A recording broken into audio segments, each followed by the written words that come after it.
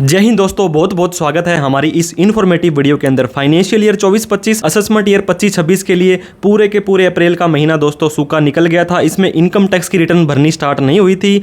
30 अप्रैल 2025 को गवर्नमेंट ने ITR 1 और ITR 4 के फॉर्म नोटिफाई किए थे, जिसमें कुछ चेंजेस हुए थे जो हमने ऑलरेडी एक वीडियो में आपको बता दिए हैं। आज हम बताने वाले हैं कुछ ऐसे चेंजेस जो आपको ITR 3 के फॉर्म में देखने को मिलने वाले हैं। तो दोस्तों आपको इन चीज़ों का ध्यान देना है ताकि इन फ्यूचर में आपको किसी भी तरह की दिक्कत का सामना ना करना पड़े। जैसे मैंने आपको बताया 2 अप्रैल को गवर्नमेंट ने ITR 3 का फॉर्म नोटिफाई किया था, लेकिन ये ऑफलाइन गैजेट के अंदर जो है भारत सरकार का जो राजपत्र होता है उसके अंदर आते हैं। 31/3/25 वाला जो साल था हमारा फाइनेंशियल ईयर 24-25 था, और इसको असेसमेंट ईयर 25-26 भी बोलेंगे। दोस्तों ITR 3 का फॉर्म बहुत बड़ा फॉर्म माना जाता है। हालांकि ये लेंथी फॉर्म होता है, बहुत तरह के शेड्यूल्स, बहुत तरह के फॉर्म्स के अंदर डिटेल भरनी पड़ती है और ये थोड़ा कॉम्प्लिकेटेड भी कहलाता है। अगर ITR 1, 2 या 4 आपके ऊपर एप्लीकेबल नहीं होती है तो आपको ITR 3 का फॉर्म भरना पड़ता है। ये स्पेशली दोस्तों बिजनेस इनकम वालों के लिए होता है। वैसे ये ऑलराउंडर फॉर्म है, सभी की सभी तरह की इनकम इस फॉर्म के अंदर दिखाई जा सकती है। बाकी अलग अलग फॉर्मों में कोई ना कोई कमी होगी कि इस फॉर्म में ये नहीं दिखा सकते हैं, लेकिन ITR 3 में आप किसी भी तरह की कुछ भी इनकम दिखा सकते हो। ITR 3 के अंदर जो पहला चेंजेस आया है दोस्तों वो आधार कार्ड को लेकर के आया है।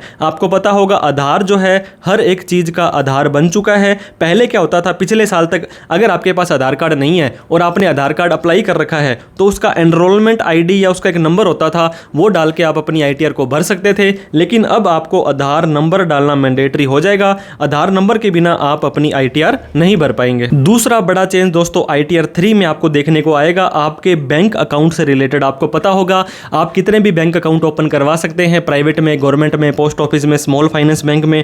तो सारे के सारे बैंक अकाउंट जो इंडिया के अंदर आपने मेंटेन किए थे, चाहे वो एक्टिव हो, चाहे वो क्लोज हो, चाहे वो जॉइंट हो, डोरमेंट अकाउंट के अलावा, तो वो आपको अपने ITR के अंदर दिखाने पड़ेंगे। रिफंड आपके दोस्तों वैलिडेट अकाउंट में आता था। आपको पता होगा पहले आपके मान लीजिए 5 अकाउंट थे तो आप 5 अकाउंट में से एक को सेलेक्ट करते थे और उसी के अंदर ही आपका रिफंड आता था। अगर वो वैलिडेटेड है तो मान लीजिए बाद में वो वैलिडेटेड नहीं हुआ तो आपका रिफंड फेल्ड हो जाता था। लेकिन अब आप एक से ज़्यादा bank account, multiple account select कर सकते हो रिफंड के लिए। अगर आपका एक फेल्ड होगा तो दूसरे में, तीसरा, चौथा, जितने भी अकाउंट हैं उनमें से कहीं ना कहीं आपके बैंक अकाउंट में रिफंड भेज दिया जाने वाला है। कैपिटल गेन आपको पता होगा दोस्तों 23 जुलाई 2024 थी जो हमारा बजट आया था। इस बजट के अंदर गवर्नमेंट ने इनकम टैक्स के अंदर काफ़ी चेंज किए थे, जो कि शेयर मार्केट के अंदर अगर आप कैपिटल गेन में काम करते हो, आपका अगर शॉर्ट टर्म कैपिटल गेन है तो पहले 15% लगता था 23 जुलाई से पहले और उसके बाद में इसको 20% कर दिया है। तो अलग अलग कॉलम आपको मिलेंगे। लॉन्ग टर्म कैपिटल गेन के लिए भी पहले 10% था,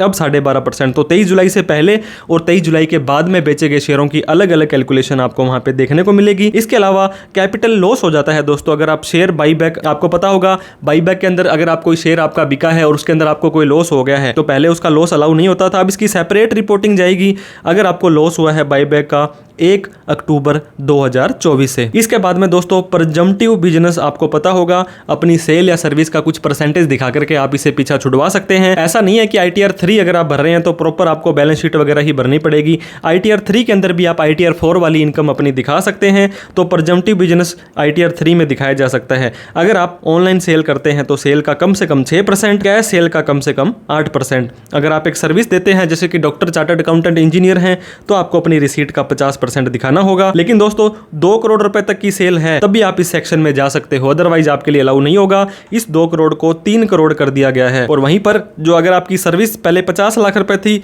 इसको 75 लाख कर दिया है। ये तभी किया है जब आपकी टर्नओवर कैश के अलावा होगी, मतलब ज्यादा से ज्यादा 5% तक आप कैश में लेन देन करते हैं तो आप 2 करोड़ की जगह 3 करोड़, 50 लाख की जगह 75 लाख रुपए तक भी प्रजम्पटिव टैक्सेशन में जा सकते हैं। TDS यानी कि टैक्स डिडक्टेड एट सोर्स, बहुत जगह पर आपको ऑन रिकॉर्ड इनकम आती है। जैसे कि मान लीजिए FD है तो 194A, डिविडेंड है तो 194। इसके अलावा भी बहुत तरह के सेक्शन होते हैं दोस्तों जहां पर आपका TDS काटा जाता है।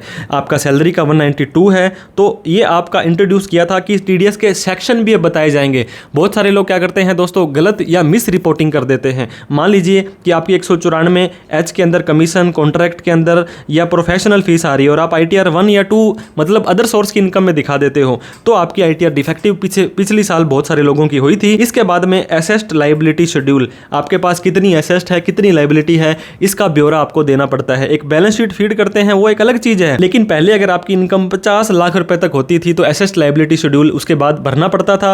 अब इसको 1 करोड़ रुपए कर दिया है, मतलब अगर आपकी अब 1 करोड़ रुपए तक इनकम है तब भी आपको एसेट लायबिलिटी शेड्यूल भरने की जरूरत नहीं है। अब टैक्स रिजीम की बात करें, बहुत कंफ्यूजन रहता है लोगों का यहाँ पे। अब यहाँ पे दोस्तों 2 कैटेगरी में आपको बांटा गया है। एक तो होता है अगर आपकी बिजनेस की इनकम आप दिखा रहे हो, कई बार ऐसा होता है आईटीआर की तो आप 3 भर रहे हैं लेकिन उसके अंदर बिजनेस की इनकम नहीं दिखा रहे हैं। अगर आपकी बिजनेस की इनकम नहीं है तो सिंपली आप यस या नो के अंदर ही जवाब देंगे। अगर आप ऑप्ट आउट करना चाहते हैं, मतलब ओल्ड के अंदर जाना चाहते हैं, तो आप यस कर देंगे, और न्यू में ही रहना चाहते हैं जो आपकी डिफ़ॉल्ट है तो आप दोस्तों इसको सिंपली ऑप्ट आउट को नो कर देंगे। इतना सा काम करना है अगर आपकी बिजनेस की इनकम नहीं है तो। अगर ITR 3 है और बिजनेस की इनकम आप दिखाते हैं तो सबसे पहले आपसे पिछले साल का पूछा जाएगा कि पिछले साल अगर आपने ऑप्ट आउट किया था, मतलब अगर आप पिछले साल ओल्ड में गए थे तो आपने फॉर्म 10 IEA भरा होगा, उसकी डेट और एक्नॉलेजमेंट नंबर आप दे दीजिए हमें आपका, क्योंकि डिफॉल्ट तो न्यू होता है और आप पिछली बार ओल्ड में गए थे तो इस बार भी आपको ओल्ड में जाना पड़ेगा। लेकिन इस बार आप कहते हो मुझे ओल्ड में ही कंटिन्यू करना है तो आप उसको ऑप्ट आउट को कंटिन्यू करेंगे। अगर आप चाहते हो कि इस साल मैं न्यू के अंदर जाऊं तो जा सकते हैं दोस्तों, आप ओल्ड को वहां से विड्रॉ करना पड़ेगा, फिर से आपको 10 IEA फॉर्म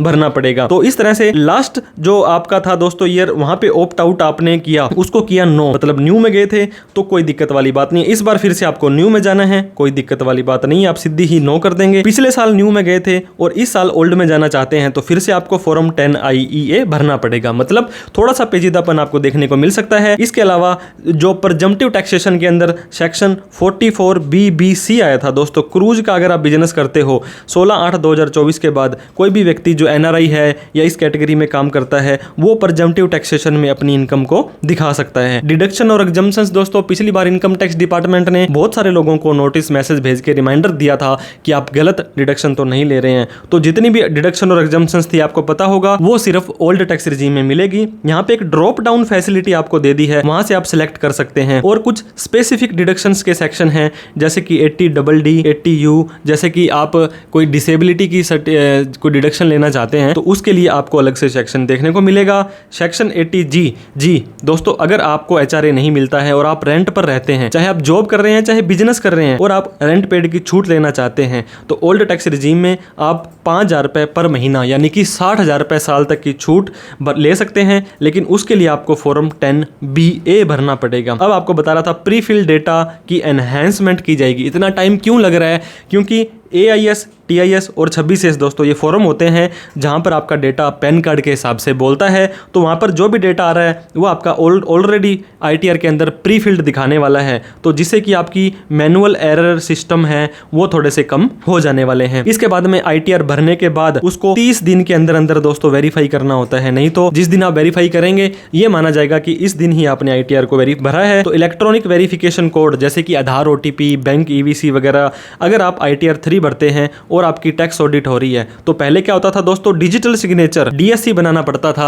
DSC क्या होता है, कैसे काम करता है, इसके ऊपर हमने डिटेल में वीडियो बना रखी है, तो वो दोस्तों बिना बात का एक्स्ट्रा खर्चा होता था। अब उस DSC की जरूरत नहीं है, नॉर्मल EVC से आप अपनी ITR 3 को वेरीफाई कर सकते हैं। ड्रॉप डाउन मेनू आपका ड्यू डेट का भी आ जाएगा दोस्तों। ड्यू डेट से आपका old regime, new regime, tax audit हो रही है नहीं हो रही है आपको पता होगा। नॉर्मल व्यक्ति के लिए तो 31 जुलाई है, और बहुत सारे ट्रांसफर प्राइसिंग वालों के लिए और जो टैक्स ऑडिट करवाते हैं उनके लिए अक्टूबर है, कईयों के लिए नवंबर है। तो आपको यहाँ पे जो पिछले साल का जो मेनू था दोस्तों उसी को ही कंटिन्यू किया गया है। आपकी क्लैरिटी रहेगी कौन से ड्यू डेट के अंदर आप फॉल करते हो और आपने ITR को सही भरा है कि नहीं भरा है। तो क्या ड्यू डेट रहने वाली है, आप दोस्तों 31 जुलाई से पहले पहले आप अपनी ITR को भर दें। नहीं भर पाते हैं तो 31 दिसंबर तक बिलेटेड या रिवाइज ITR भर सकते हैं। लेकिन अगर आप इस 31 जुलाई के बाद ITR को भरते हैं तो ओल्ड रिजीम में नहीं जा पाएंगे, लॉस कैरी फॉरवर्ड नहीं कर पाएंगे, आपको ब्याज लगना पड़ेगा 234B और C का।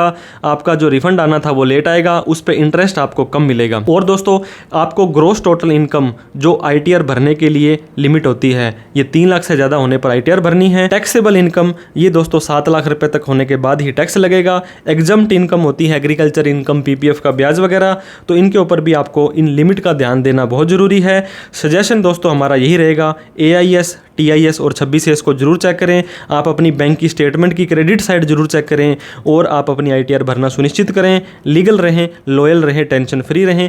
ITR से रिलेटेड किसी भी तरह की हेल्प आपको चाहिए हो तो आप हमारे दिए गए नंबर पर कॉल, मैसेज, व्हाट्सअप कर सकते हैं। वीडियो अच्छी लगी हो तो लाइक करके, अभी तक हमें सब्सक्राइब नहीं किया तो प्लीज़ सब्सक्राइब करके इन सभी लोगों में इस वीडियो को शेयर करें जिन्होंने ITR भरनी है। कौन सी इनकम पर कौन सी ITR भरनी होती है इसके ऊपर भी हमारी डिटेल में वीडियो गई हुई है। तो दोस्तों कोई डाउट, क्वेरी, क्वेश्चन हो तो आप कमेंट करके पूछ सकते हैं। Thank you so much for watching this video. जय हिंद, जय भारत।